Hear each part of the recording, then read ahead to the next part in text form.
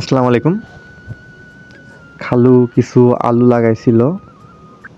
আমি আর খালু আজকে দেখতে আসছি।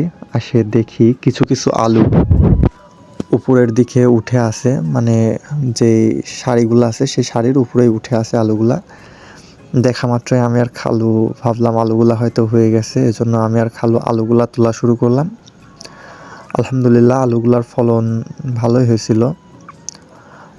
আলুগুলা তুলতে অনেক ভালো লাগছিল, কারণ নিজে হাতে লাগানো হয়েছিল এবং নিজে হাতে তুলতেছে, অনেক মজা লাগতেছিল। আমি আর খালু আলুগুলা তুললাম এবং আলহামদুলিল্লাহ ভালো হয়েছে। 3-4 লাইন তুলছি, প্রায় 15 কেজির মতো আলু হয়েছে 3-4 লাইনেই। আলুগুলা তোলার পরেই আমাদের যে বেগুন গাছগুলো ছিল সেই বেগুন গাছগুলো সার এবং পানি দিলাম। অনেক দিন পানি না দেওয়ার কারণে বেগুন গাছগুলোর গ্রোথ অনেকটাই কমে গেছিলো, যার জন্য পানি ও সার দিয়ে দিলাম।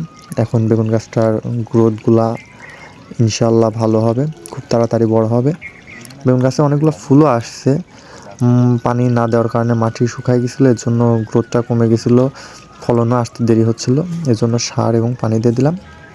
আমাদের এই ছোট্ট ছোট্ট কাজের মাধ্যমে আমাদের ফার্মটি একসময় এগিয়ে যাবে, আপনাদের দোয়া এবং ভালোবাসার মাধ্যমে। আপনারা আমাদের জন্য দোয়া করবেন যেন আমরা ভালো কিছু করতে পারি, আপনাদের মাঝে ভালো কিছু উপস্থাপন করতে পারি। আল্লাহ হাফেজ। আসসালামু আলাইকুম।